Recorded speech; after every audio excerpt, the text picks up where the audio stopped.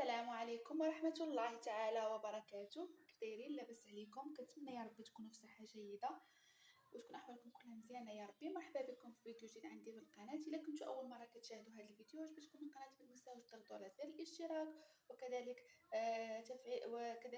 تفعيل الجرس وكذلك زر الاعجاب كي يصلكم ان شاء الله كل جديد. اليوم ان شاء الله غادي نشارك معكم وصفه بالنسبه للناس اللي كيعانيوا من الكحبه الناشفه والسعال الجاف. وصفة يعني بحال السيرة، يعني وصفة زوينة بزاف، يعني كتعالج هذا المشكل. خصوصا اننا كنعرفوا اننا في هذه الفترة يعني كتصاب الناس كاملين، اغلبية الناس كيتصابوا بهذه نزلات البرد في هذه الفترة بالضبط. داكشي علاش كنحاولوا اننا نتفاداو اننا ناخذوا ادوية من الفارماسي، يعني نشوفوا داكشي الطبيعي، نشوفوا ناخذوا ادويه طبيعيه اللي ان شاء الله غادي تعطي واحد النتيجه اللي زوينه بزاف. مع هذه الوصفه ان شاء الله غادي تهناو من هذا المشكل ديال الكحبه كيف ما كانت ناشفه ولا يعني واخا تكون كحبه عامره. كانت يعني هذه الوصفه زوينه بزاف، خصوصا بالنسبه للناس اللي كيعانيو من السعال الجاف. غادي تنفعهم بزاف هاد الوصفه وراها مجربه، وفي 3 ايام الاولى غادي تبان لكم النتيجه وان شاء الله غتلقاو على واحد النتيجه اللي مرضيه باذن الله. المهم باش ما نطولش عليكم كثر ندوزو للمكونات ديال هاد الوصفه. غادي نحتاج ليها هنايا البصله حمراء، البصل الاحمر. احسن يكون بصل احسن عفوا سمحي يكون البصل الاحمر. اذا كان الابيض ماشي مشكل، ولكن كنفضلو يكون احمر. غادي نحتاج هنا واحد المعلقه صغيره ديال القرفه مدقوقه كما هادي، هنايا دقيتها. القرفه مدقوقه تقريبا نحتاج لها هي واحد المعلقه صغيره. وغادي نحتاج هنا زيت الزيتون وعسل الحر وعسل النحل، ضروري يكون عسل الحر. بالنسبه للطريقه سهله بزاف. غناخذ واحد تقريبا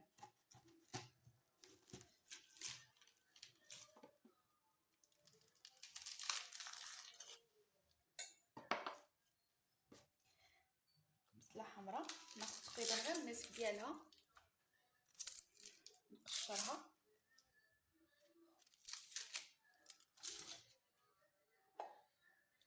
وغادي نحكها في هاد الحكاكه هادي باش ما نصدعكمش بالحكان وما نضيعش لكم الوقت. غادي نحكها ونرجع لكم. كما كتشوفوا انا كنحك هاد البصله الحمراء. حنا بحاجتنا غير الماء اللي ديالها غادي نصفيو. نتمنى انكم تتبعوا معايا هاد الوصفه وتتبعوا المراحل ديالها وتتبعوها، راها الصراحه زوينه بزاف. وتبارطاجوها مع كاع الناس اللي كتعرفوا هكا باش تعم الفائده. واللي عنده هذا المشكل ديال الكحبه بلا ما يحتاج انه ياخذ سيروات من الفارماسي ولا ادويه، هاد الوصفه بوحدها راها كافيه صافي. كما كتشوفوا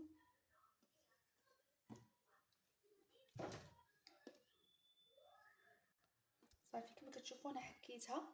دابا غادي نحاول نصفيها. بسم الله. حيت انا باغا غير الماء اللي فيها، تقريبا باغا واحد المقدار ديال 2 معالق كبار.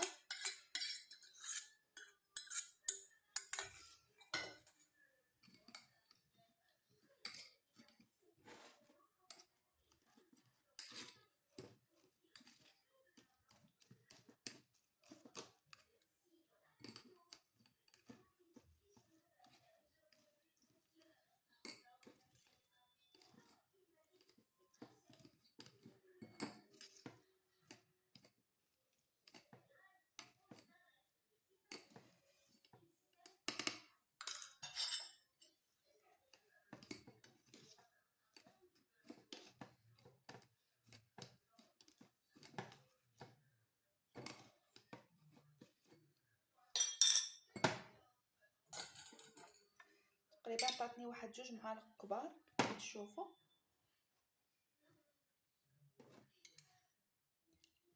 هذا هو الشيء اللي بغيت انا. دابا غادي نضيف عليها 2 معالق كبار ديال زيت الزيتون. تقريبا غنضيف عليها 2 معالق كبار.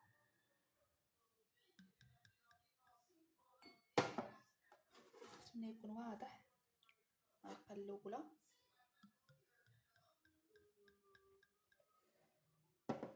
والمعلقه زوينه ديال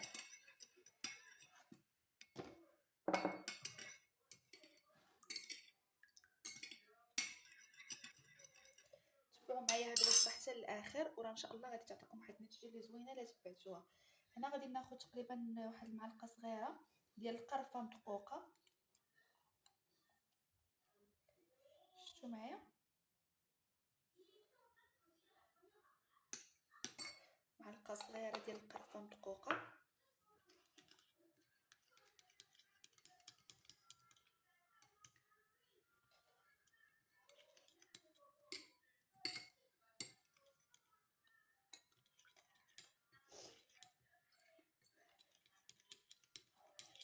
خلطوا مزيان باش المكونات كامله تجانس.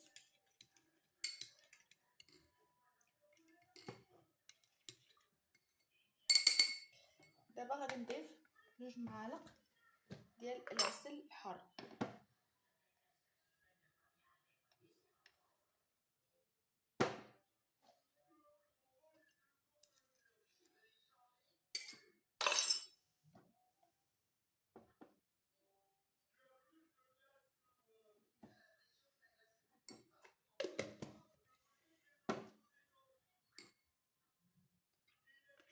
صافي دابا 2 معالق ديال العسل الحر غنخلط مزيان.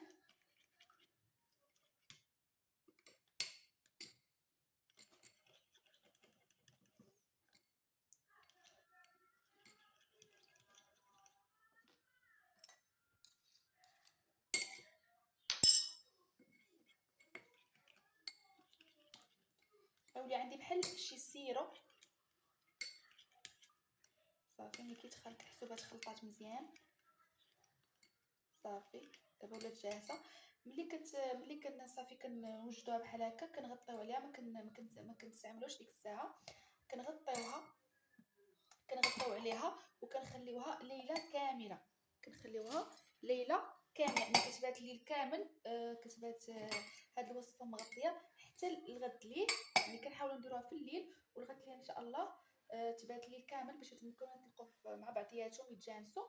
الغد الليل ان شاء الله كناخذوا معلقه مع الصباح ملي كنفيقوا، كناخذوا معلقه صغيره في الصباح ملي كنفيقوا، يعني ملي كنفطروا بطبيعه الحال وبعد الافطار كناخذوا معلقه صغيره، ورا الغدا كناخذوا معلقه صغيره، وفي الليل قبل ما نعسوا ملي كنتعشاو قبل ما نعسوا كناخذوا معلقه صغيره. يعني 3 المعالق ديال كناخذوا 3 المعالق في النهار. يعني معلقه صغيره قبل من كما قلت لكم معلقه صغيره ملي كنفطروا، ومعلقه صغيره ورا الغدا، ومعلقه صغيره قبل من ملي نتعشاو قبل ما نعسوا. صافي وتبعوها راه 3 ايام ولا غتبان لكم النتيجه. يعني غير تبعوها ان شاء الله غادي تحسوا بواحد التحسن كبير. والناس اللي كيعانوا كما قلت لكم الكحبه اللي كتكون راه كياخذوها حتى الولدات اللي من 10 سنين الفوق تقدروا ياخذوها، راها زوينه بزاف. وغندير لكم غنعطيكم واحد الوصفه بالنسبه للوليدات اللي الرضع دوك اللي باقيين صغار بزاف، غندير لكم وصفه خاصه ليهم.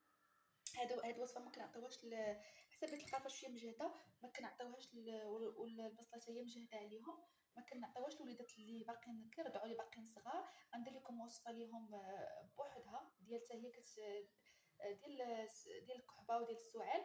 هاد الوصفه بالنسبه يشربوها حتى الوليدات، يعني 7 سنين 8 سنين الفوق يقدروا يشربوا يقدروا يعطيهم هاد الوصفه. الوصفه راها زوينه بزاف، كنتمنى منكم انكم تجربوها وتبارطاجيو هاد الفيديو باش هكا يوصل عند اكبر عدد من الناس باش تعم الفائده ويستافدوا الناس كاملين.